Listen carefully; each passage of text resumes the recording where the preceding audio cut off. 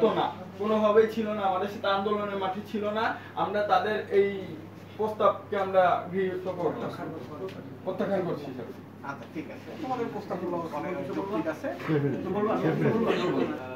এসেছেন আমাদের হচ্ছে বিশেষ করে বিএনপি যারা লোকজন এসেছিলেন তারা হচ্ছে আমাদের মধ্যে কেউ না, তারা আমাদেরকে আমাদের জয়কে ডাইভার্ট করে তাদের রাজনৈতিক সাফল্যের হাসিল করার চেষ্টা করছে। তো স্যার আমরা চাচ্ছি যে তার আমাদের ব্যতীত তারা যেন কোনোভাবে এটা না করতে পারে, আপনার একটি দৃষ্টি রাখবেন দিকে। আর হচ্ছে স্যার আমরা ব্যতীত আর কেউ সমন্বয় নেই, এখানে যারা আছেন সবাই আমরা আন্দোলন করেছি রাজবাড়িতে, আমাদের শুধু শহর কেন্দ্রিক না, আমাদের বিভিন্ন উপজেলায় সমন্বয় এখানে আছেন, আমাদের জিসান রায় আছেন, আমাদের অনেকে আছেন।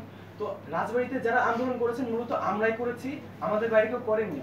যদি কেউ স্যার আপনাদের কাছে এসে স্যার দাবি করে যে আমরা সময় নয় স্যার, এই দিকগুলো স্যার আপনি একটু দেখবেন, ওগুলো স্যার আপনাদের সরাসরি স্যার এটা তো একটা মিথ্যাচার, এটা আইনি ব্যবস্থা নিতে হবে স্যার। তারপর স্যার এরা আবার মিডিয়ার আইনি কাজের বাদে আমাদের আচ্ছা মীর মোহাম্মদ সুজন কিছু বলছেন। হ্যাঁ, কেন্দ্রীয় নির্দেশনা আপনারা আসিফ মাহমুদ এবং নাজমুল কেন্দ্রীয় সমন্বয়ক নাজমুল ভাই, ওনাদের সাথে আমি কথা বলে আমরা রাজবাড়িতে একটা প্ল্যাটফর্ম দাঁড় করানোর চেষ্টা করি। তো ওইভাবে আমরা বিভিন্ন শিক্ষা প্রতিষ্ঠানের, স্কুল কলেজের সবার সাথে এবং আমাদের রাজবাড়ী জেলা যারা বাইরে অধ্যয়নরত তাদেরকে নিয়েও আমরা একটা প্ল্যাটফর্ম দাঁড় করানোর চেষ্টা করি। তো আমরা ইনশাআল্লাহ সেটা সক্ষম হই এবং আমরা ওইভাবে 16 তারিখে একটা প্রোগ্রামের প্রস্তুতি নিই। কিন্তু আমাদের সরকারি কলেজের সাথে একটু অন্যান্য কলেজের একটু ডিস্টেন্স থাকার কারণে, আমাদের সমন্বয়হীনতার কারণে, যেহেতু একটু সমন্বয় কম ছিল, ওই কারণে আমাদের ওইখানে একটা হামলার শিকার হয়, ওইখানে কেউ আহত হয়। এবং আমরা 17 তারিখে একটা প্রোগ্রাম করি, 18 তারিখে আর একটা প্রোগ্রাম করি বরকুল মোড়ে। এটা হচ্ছে আমাদের প্রথম বরকুল মোড় প্রোগ্রামটা 18 তারিখে। ওই দিন আমরা দেখছি স্যার আমাদের কোনো উস্কানি ছিল না, আমরা কোনো বিশৃঙ্খলতা করিনি। ওইখানে ছাত্রলীগ প্রথমে অ্যাটাক করে আমাদের উপরে, ছাত্রলীগ যুবলীগের সন্ত্রাস, সেই ফুটেজগুলো আমাদের আছে স্যার। এরপরে আমরা আমাদের বিশৃঙ্খলা করে দেওয়ার চেষ্টা করে, কিন্তু আমরা আবার একত্রিত হই, আমরা পুলিশের সহায়তায় আবার সুন্দর একটা বিক্ষোভ মিছিল করি। এর পরবর্তীতে দেখা যায় আমরা বিক্ষোভ মিছিল করে বরকুল মোড়ে আবার না যেতে পিছন থেকে পুলিশ আমাদের অতর্কিত হামলা করে পিছন থেকে, যেটা খুবই দুঃখজনক ছিল। এবং ছবিগুলো আমাদের কাছে আছে, সেই ছবিগুলো, সেই ফুটেজগুলো পুলিশ আমার নিজের ফেসবুক পেজ এবং আইডিতে সবগুলো আছে। পুলিশ আমাদের একটা ছেলে বালির পার পড়ে গেছে দৌড় দিয়ে, পুলিশ কিভাবে বিশাল লাঠি, একটা বাঁশের লাঠি দিয়ে কিভাবে আঘাত করতেছে, এই ফুটেজগুলো আমাদের আছে স্যার। আপনাদেরকে আমরা বলতে চাই, এই ফুটেজগুলো আমরা দিব, আপনারা যথাযথ আইনানুগ ব্যবস্থা নেবেন যাতে কেউ এই ধরনের উস্কানিমূলক কার্যক্রম করতে না পারে। তবে সর্বপ্রথম আমি রাজবাড়ী জেলার সুযোগ্য জেলা প্রশাসক এবং সুযোগ্য পুলিশ সুপারকে অনেক ধন্যবাদ জানাই যে আমাদের সারা বাংলাদেশে যে বিশৃঙ্খলতা ছিল, রাজবাড়ী জেলা তার একটা অনন্য নজির স্থাপন করেছে। আমি একটা টাইম দিতাম, আমি একটা সময় দিতাম যে এই সময়ের মধ্যে আমরা করব, কিন্তু আমি প্রতিটা গ্রুপে বলে দিতাম যে না, আগে কেউ আসবেন না। আমি অন্তত 1 ঘন্টা আগে আসতাম, দেখতাম কোথায় পুলিশ আছে, কোথায় সাংবাদিক আছে এবং কোথায় ছাত্রলীগ যুবলীগ।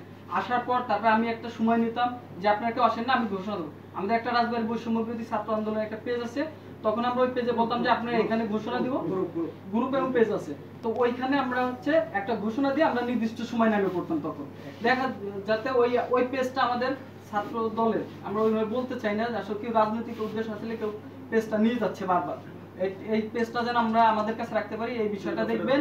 এবং পরবর্তীতে আমাদের এই পেজগুলো আমাদের ফিরিয়ে দিবেন। আমাদের যে গ্রুপগুলো, মেসেঞ্জার গ্রুপগুলো আছে, এখানে অনেক বিশৃঙ্খলতা, এগুলো আপনি দেখবেন, মানে যারা রাজনৈতিক উদ্দেশ্য হাসিলের উদ্দেশ্য আছে, এগুলো আপনি একটু নিয়ন্ত্রণ দেখবেন। এছাড়া আমার ব্যক্তিগতভাবে আমাকে বলা হয় যে সুজন যদি, আমার আম্মুকে এইভাবে বলা হয়েছে, সুজন যদি বাড়ি থেকে বের হয় কাকে ওকে মেরে ফেলানো হবে। আমাকে এইভাবে এটা বলছে ছাত্রলীগ যুবলীগের সন্ত্রাসীরা, তারা এখন পলাতক। তা আমি বলবো স্যার ওদেরকে আইনানুগ ব্যবস্থা নেবেন। আমার এলাকার কিছু সন্ত্রাসী ব্যক্তিরা ছিল,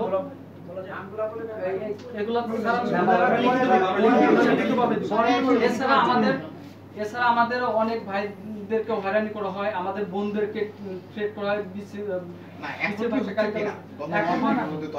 এখন আপাতত হচ্ছে না। তো স্যার আমরা গত 5 তারিখে 2টার আগ পর্যন্ত যাক আমাদের কার্যক্রম ছিল, 2টার পর আমরা স্পিড করি এবং 4:30 একটা বিজয় মিছিলের চেষ্টা করি। কিন্তু এর আগ পর্যন্ত দেখবেন রাজবাড়ী জেলায় আমরা কোথাও বিশৃঙ্খলা, আমরা 5টা উপজেলা নিয়ে কাজ করছি, 5টা উপজেলাতে আমাদের প্রোগ্রাম হয়েছে, কোথাও বিশৃঙ্খলা বা কোনো কিছু ছিল না।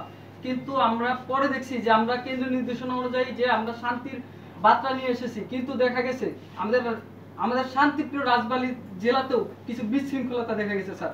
এই বিশৃঙ্খলা যারা করেছে, যারা আইনের অবনতি করেছে, তাদেরকেও আইনের ব্যবস্থা নেওয়ার জন্য অনুরোধ করছি। সবাইকে ধন্যবাদ। আমি রাজবাড়ী জেলার হয়ে কাজ করেছি। আগামী দিনগুলোতে যেন শিক্ষার্থী ভাই বোনদের সাথে যে কোনো দেশের যদি কখনো পরিস্থিতি অবনতির দিকে আসে, দেশের যদি কখনো ক্লান্তিকাল আসে, অবশ্যই ছাত্র ভাই বোনদের সাথে নিয়ে আমরা কাজ করব।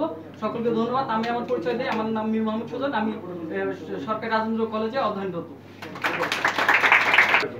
তো আমাদের ছাত্রদের দাবি হচ্ছে যে পরবর্তীতে যেই সরকারি আসুক না কেন, প্রপার আইনটা যেন প্রতিটা ছাত্র এবং জনগণের উপর প্রয়োগ করা হয়। কোনো রাজনৈতিক দল এবং কোনো সংগঠনকে সুবিধা দেওয়ার জন্য যেন কোনো মানুষকে হয়রানি না করা হয়, এই আমার দাবি।